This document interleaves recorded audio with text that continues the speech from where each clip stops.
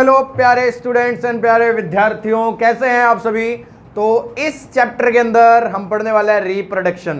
ये चैप्टर आप नाम सुनते ही सबके चेहरे पे स्माइल आनी लाजमी है, क्योंकि ये चैप्टर पता नहीं क्यों आप सभी इतना गौर से पढ़ना चाहते हैं। तो इस चैप्टर के अंदर सारे डाउट्स क्लियर करूंगा, बिल्कुल जीरो लेवल से और कॉम्पिटिटिव लेवल तक की स्टडी करने वाले हैं। पहले बेस जिसको आता है स्किप करके आगे से देखे, और जिसको नहीं आता वो स्टार्टिंग से वीडियो को देखे video.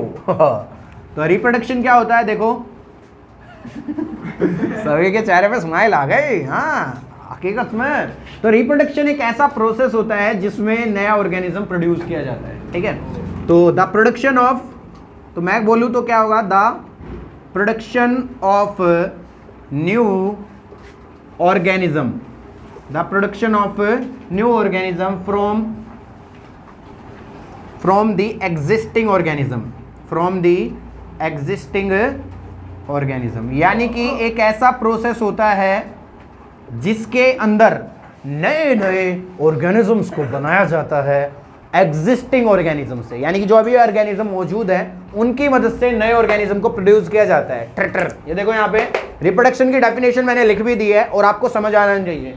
The production of new organisms from the existing organism is called reproduction. जिस चीज को आप रिप्रोडक्शन बोलते हो वो सिर्फ एक प्रोसेस है, वो प्रोसेस जिसको आप रिप्रोडक्शन बोल रहे हो, लेकिन एक्चुअल में the definition of reproduction is this. समझ में आई बात या नहीं आई। सो फायदा क्या है, क्या अब फायदे का नाम लेते देख सारे स्टूडेंट हंस रहे हो, बड़ी खुशी हो रही है। फायदा क्या होता है रिप्रोडक्शन का, तो फर्स्ट ऑफ वन हम कहते हैं कि ये सर्वाइवल के लिए एसेंशियल होता है। ठीक है, मतलब सर्वाइव करती रहे जनरेशन हमारे इस अर्थ के ऊपर, तो the it is essential for the survival of organisms on the earth. ठीक है, it is essential, it is essential for the it is essential for the survival of organisms, survival of organisms on the earth, on the earth। Number 2, ये process ये भी सुनिश्चित कर देता है, ensure कर देता है कि कंटिन्यूटी ऑफ लाइफ अर्थ के ऊपर बनी रहे। समझ रहे हो, तो देखो it ensures continuity, continuity of life on the earth। समझ में आ गया, continuity of life on the earth। और इसके अलावा reproduction gives rise to the birth of new organism. एक बार उतार लो और अच्छे से एक्सप्लेन कर देंगे। Give rise of birth of new organisms with the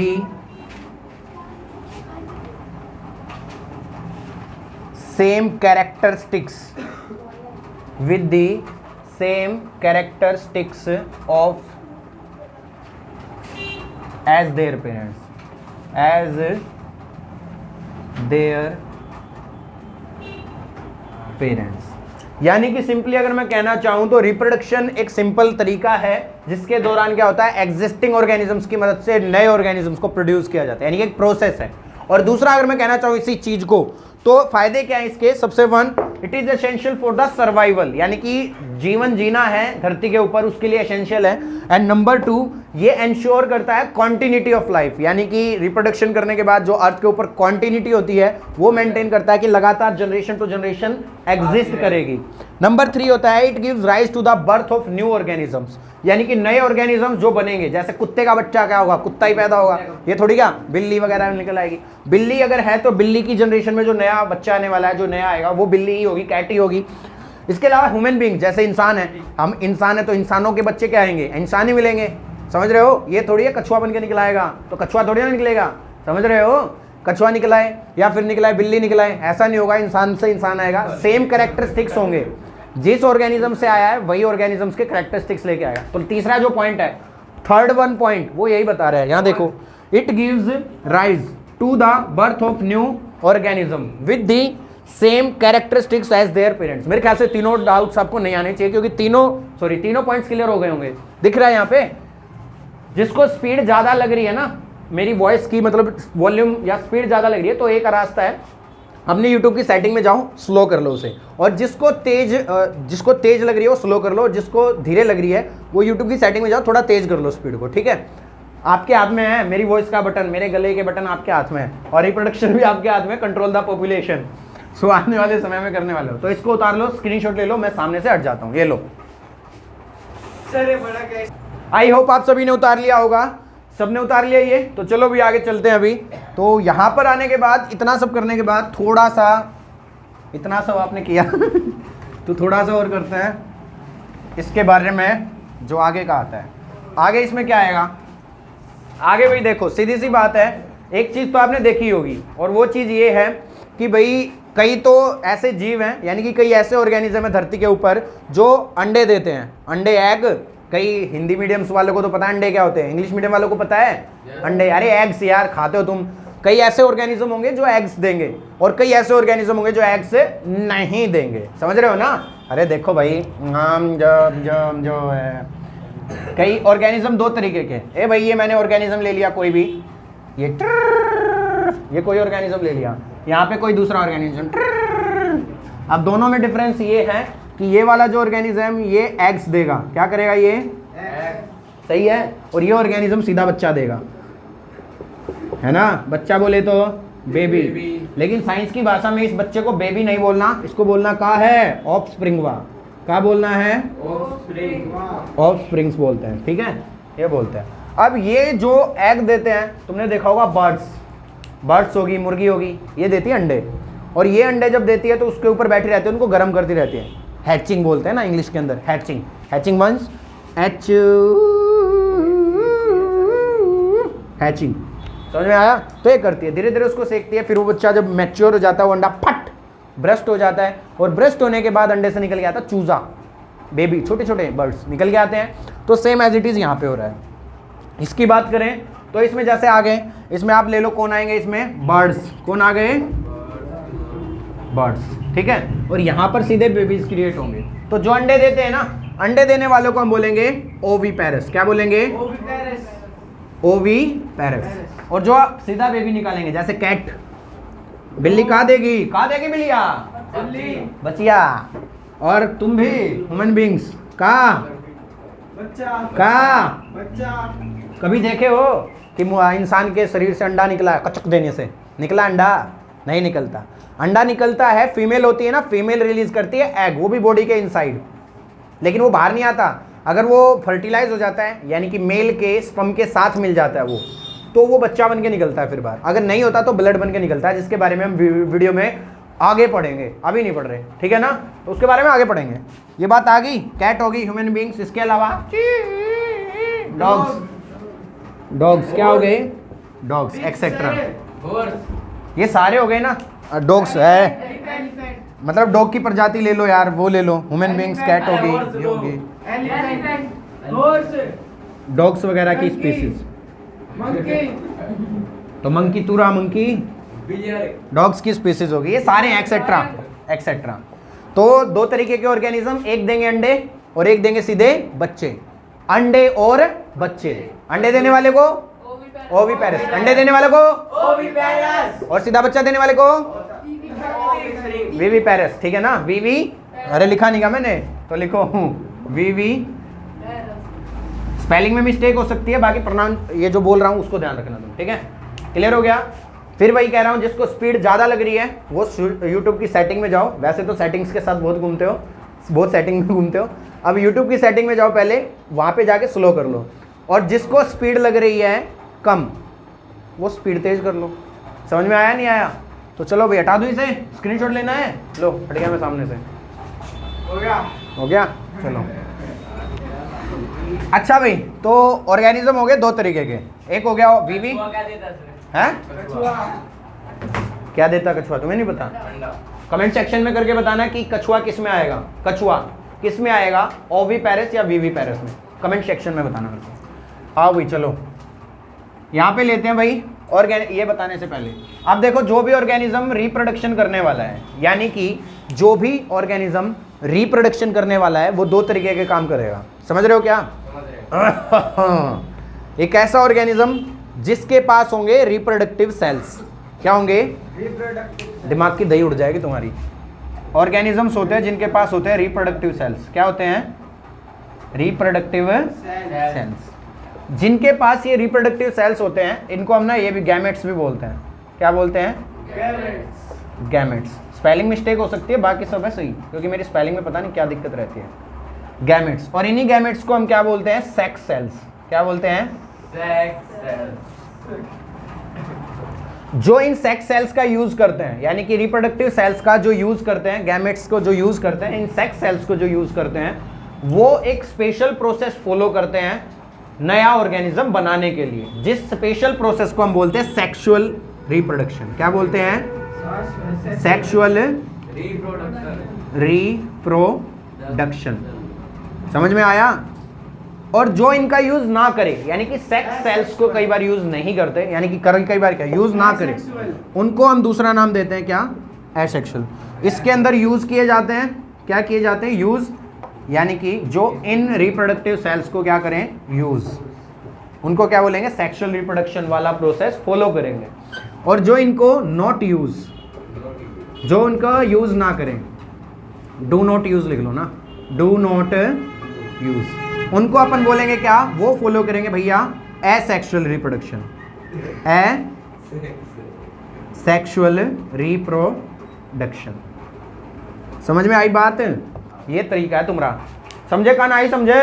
आई गवा। जिन्होंने सेक्स सेल्स को यूज कर लिया, यानी कि गैमेट्स को यूज कर लिया, रिप्रोडक्टिव सेल्स को यूज कर लिया, वो क्या करेंगे? वो करेंगे सेक्सुअल रिप्रोडक्शन। और जिन्होंने यूज नहीं किया वो क्या करेंगे? Asexual reproduction. अब सेक्सुअल रिप्रोडक्शन का नाम तो तुम्हारे दिमाग में आती है, एक बात तो क्लियर हो गई होगी। क्या भाई? कि अकेला कोई नहीं कर सकता सेक्सुअल रिप्रोडक्शन। सेक्सुअल रिप्रोडक्शन करने के लिए क्या होगा? 2 पेरेंट्स की नीड होगी। तो पहला तरीका सेक्सुअल में क्या होगा? रिप्रोडक्टिव सेल्स चाहिए 2 पेरेंट्स के। नीड कितने की नीड होगी? नीड 2 पेरेंट्स, या मैं कहूँ 2 ऑर्गेनिज्म। पेरेंट्स बोलो तो छोड़ा, 2 ऑर्गेनिजम्स।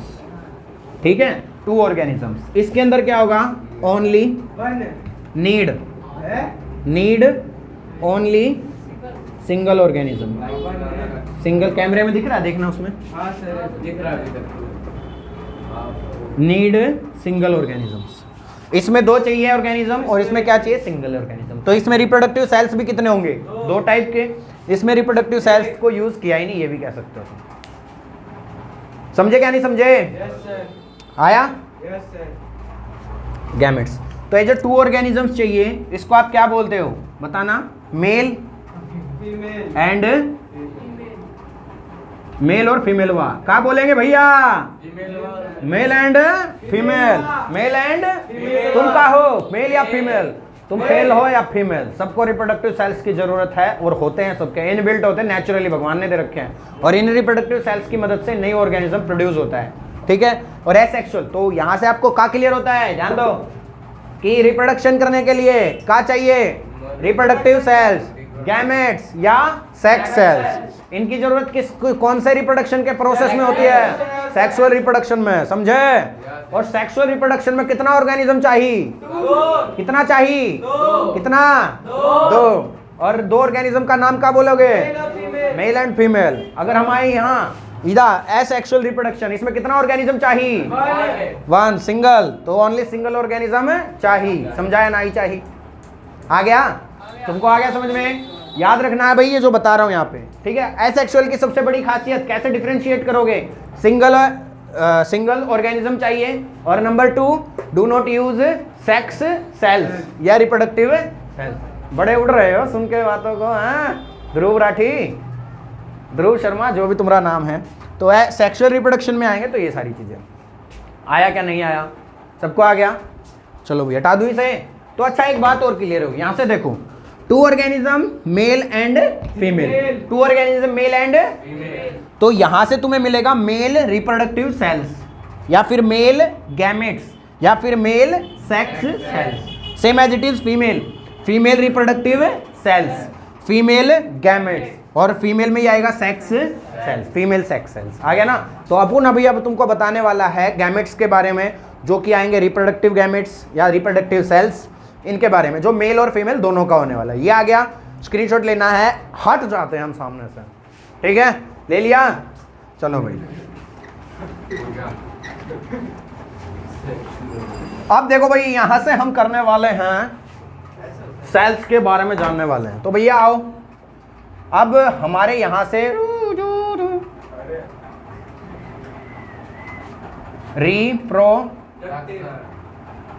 रिप्रोडक्टिव सेल्स, और इन्हीं को तुमने क्या बोला, गैमेटवा, क्या बोला, गैमेट्स, और इन्हीं को तुमने क्या बोला, सेक्स सेल्स।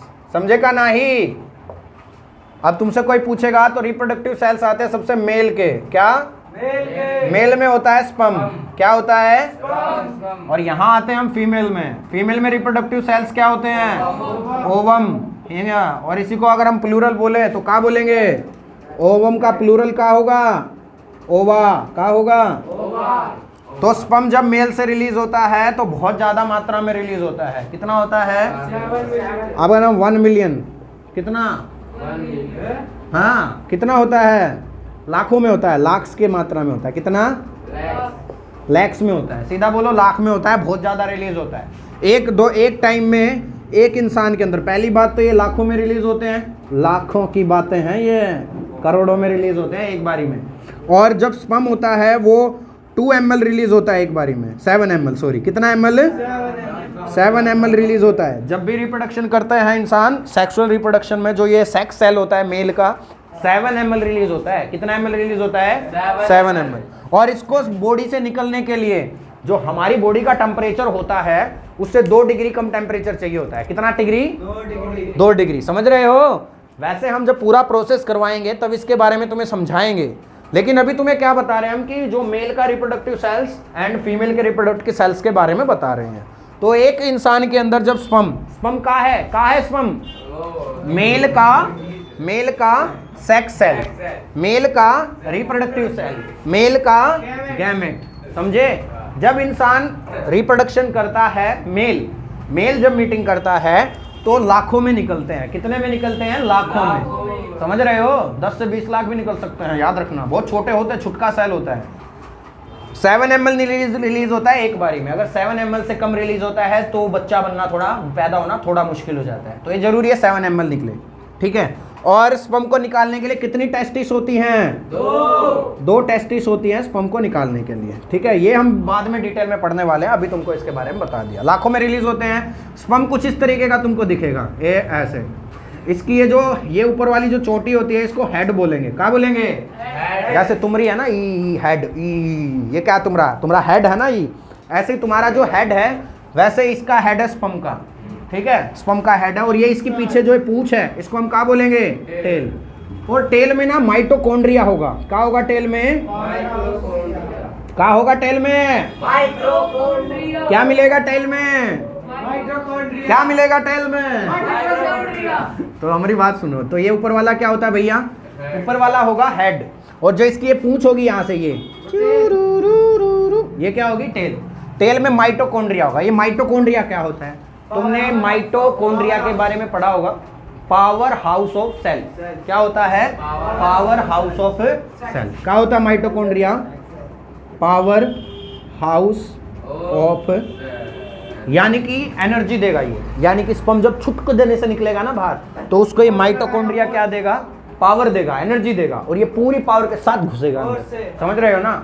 यानी कि जब चुटक देने से ये निकलेगा बाहर, ये जो स्पर्म निकलेगा बाहर चुटक देने से, ये पूरी पावर के साथ जाएगा अंदर। और इसको पावर कौन देगा, पावर हाउस ऑफ सेल, यानी कि माइटोकॉन्ड्रिया। यानी कि खुचक देने से, चुर देने से निकलेगा, ये पूरी पावर के साथ जाएगा, और ये माइटोकॉन्ड्रिया उसको पावर देगा, सेल।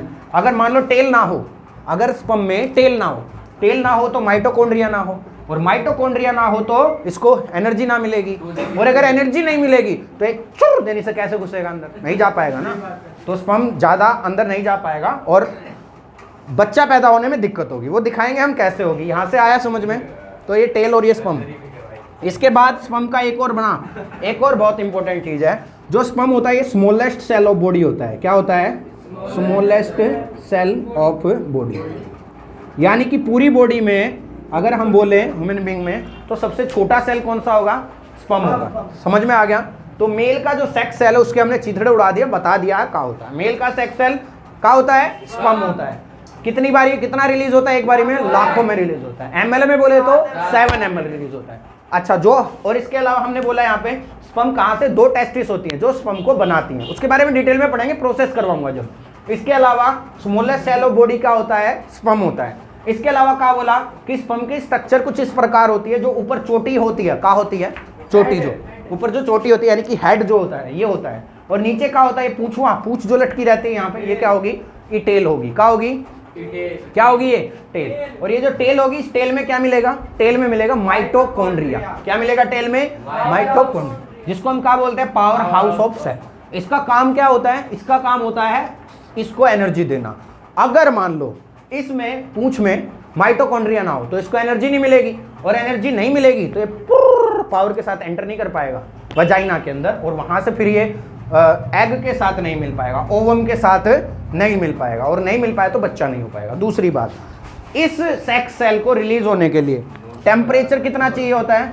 इसको टेम्परेचर चाहिए होता है बॉडी से 2 डिग्री कम, बॉडी से 2 डिग्री सेल्सियस से कम। समझ में आई बात? जो स्पर्म होगा, हमारी बॉडी जो है उसका टेम्परेचर जितना होगा उससे 2 डिग्री सेल्सियस टेम्परेचर कम होगा तो ये रिलीज होगा। अगर 2 डिग्री सेल्सियस टेम्परेचर कम नहीं होगा तो रिलीज नहीं होगा। इसीलिए हमेशा एक चीज याद रखना, जो तुम पेशाब करते हो ना, यूरिन निकालते हो, मूत्र करते हो बाहर, वो कभी भी गर्म नहीं होता। वो सॉरी, मूत्र जो करते हो गर्म होता है। सॉरी, वो मूत्र जो तुम करते हो, पेशाब जो करते हो, यूरिन जो निकालते हो बाहर, वो हमेशा गर्म होता है, हमेशा। लेकिन जो आप स्पर्म निकालोगे कभी गर्म नहीं होगा। ये हमेशा गर्म मिलेगा, कभी गर्म मिलेगा ही नहीं तुम्हें। ये हमेशा क्या होगा? ठंडा होगा। समझ रहे हो ना? ये ठंडा होता है, ये गर्म नहीं होता। लेकिन मूत्र यानी कि यूरिन जो पेशाब होता है, टॉयलेट होता है, वो गर्म होता है। क्यों? क्योंकि इसको रिलीज होने के लिए टेम्परेचर चाहिए बॉडी से 2 डिग्री सेल्सियस से कम। इसीलिए ये क्या होता है? ये गर्म नहीं होता है, ठंडा होता है। मेरे ख्याल से समझ आ गया। This is the male sex cell. Clear हुआ? इसको उतारो। वहां बोर्ड हमारा छोटा है, बहुत छोटा बोर्ड है, तो वहां से हम इसको फिर फीमेल सेक्स के बारे में, सेक्स सेल्स के बारे में बताते हैं। इसको उतार लो, स्क्रीनशॉट लेना, ले लो, हम हट जाते हैं आगे। हो गया? ले लिया भाई? चलो हटा दे इसे। तो क्लियर है ये? एक बार रिपीट करते हैं। चलो, मेल में सेक्स सेल क्या होता है? स्पर्म। कितने ml रिलीज होता है? Smallest cell of body sperm. कितने टेस्टिस से रिलीज होगा? कितना रिलीज होता है? लाखों में। कितना टेम्परेचर कम चाहिए? 2 डिग्री। हेड और टेल कितना? स्पर्म का स्ट्रक्चर में एक हेड और एक टेल में क्या होता है? माइटोकॉन्ड्रिया क्या होता है? शाबाश, आ गया समझ में? हाय शाबाश। ये चीजें तो बड़े ध्यान से समझते हो तुम। हाँ, बड़े ध्यान से। जब सेक्सुअल रिप्रोडक्शन कराऊंगा तो ये फीमेल्स के जो सेक्स सेल्स बताए, मेल के जो सेक्स सेल्स बताए, फीमेल्स के जो सेक्स सेल्स बताए, ये सारे वहां पर यूज होंगे। तो अभी मैंने इनको सिर्फ ओवरव्यू दिया तुम्हें कि कुछ इस तरीके से हम पढ़ेंगे वहां पर। तो 1 बाय 1 पढ़ेंगे, डिटेल में जाएंगे इनके। सर आपको प्रोसेस कराऊंगा। तो ये आ गया फीमेल्स रिप्रोडक्टिव सेल्स, हमने गाला रिप्रोडक्टिव सेल्स, यानी कि इसको हमने क्या बोला था? बताना भैया। सेक्स। और इन्हीं को हमने क्या बोला था? गैमेट्स। समझे या नहीं समझे? अब आते हैं फीमेल में। किसमें? फीमेल्स में। यानी कि फीमेल्स में क्या होता है? सेक्स सेल ओवा। क्या होता है? ओवा को सिंपली हम अगर सिंगुलर में लो, अगर एक की बात करूं मैं तो ओवम। क्या बोलेंगे? लेकिन जैसे स्पर्म निकले थे लाखों में, अंडे यानी कि ओवा, ओवम भी निकलते हैं बहुत सारे। तो इसका प्लूरल लेके जाऊं मैं, क्या लेके जाऊं? प्लूरल होगा ओवा। लेकिन कई बुक्स होती हैं वो एग भी बोलती हैं। क्या बोलती हैं?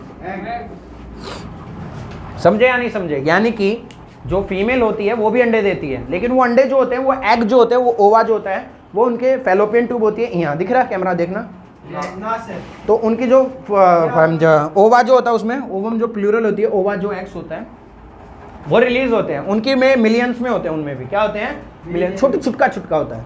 अब अगर हम कहें यहाँ पे छोटे छोटे होते हैं, ये रिलीज होते हैं अच्छे से। क्या होता है? ये रिलीज होते हैं। हमरे में मेल में क्या हुआ था? मेल में बताना, मेल में हुआ था स्पर्म, क्या हुआ था, sperm, और फीमेल में क्या है, ova, ओवा। समझ में आया नहीं यार, फीमेल में ओवा। ova, फीमेल में कितनी टेस्टिस थी, 2। सॉरी, मेल में कितनी टेस्टिस थी, 2। और फीमेल में कितनी होंगी, फीमेल में होंगी 2 ओवेरी। क्या होंगी, 2 ओवेरी। क्या होंगी भाई, 2 उसमें तो टेस्टिस थी, उसमें थी 2 टेस्टिस, इसमें होंगी 2 ओवेरी। और 2 ओवेरी बारी बारी से निकालेंगी एग्स, बहुत ज्यादा संख्या में। समझ में आ गई बात, बारी बारी निकालेंगी एग्स। जब एक ओवेरी एग निकालेगी तो उसके 28 दिन के बाद दूसरी निकालेगी। यानी कि जो अगर हम कहें जो डिफरेंस होगा दोनों ओवेरी का, पहली ओवेरी और इन दो 28 डेज का होगा, कितना होगा, 20 डेज। यानी कि 28 दिन का चक्कर चलेगा ये। समझ में आया, पहली ओवेरी 28 दिन में, जब पहली ओवेरी ने रिलीज कर दिया एग्स को, तो दूसरी ओवेरी उसके 28 दिन के बाद निकालेगी। यानी कि साइकिल चलता है ये। इसी साइकिल को हम पीरियड्स बोलते हैं महिलाओं में। क्या बोलते हैं, पीरियड्स, मेंस्ट्रुअल साइकिल बोलते हैं, मेंस्ट्रुअल। अच्छा, अभी मैं सिर्फ इसका ओवरव्यू दे रहा हूँ, बाकी हम पढ़ेंगे डिटेल में इसके बारे में बाद में। तो ये ओवम हो गया, ओवा हो गया, एग हो गया, तो ये रिलीज होता है। अच्छा, जैसे मैंने तुम्हें बताया स्मॉलेस्ट सेल था क्या, स्पर्म। लार्जेस्ट सेल क्या होता है, लार्जेस्ट सेल क्या होता है, एग होता है। क्या होता है, और ये एग, अभी तो हमने ह्यूमन बॉडी का बताया था स्पर्म, लेकिन ये एग होता है ओस्ट्रिच का। किसका होता है, ओस्ट्रिच का। शुतुरमुर्ग बोलते हैं, क्या बोलते हैं, शुतुरमुर्ग।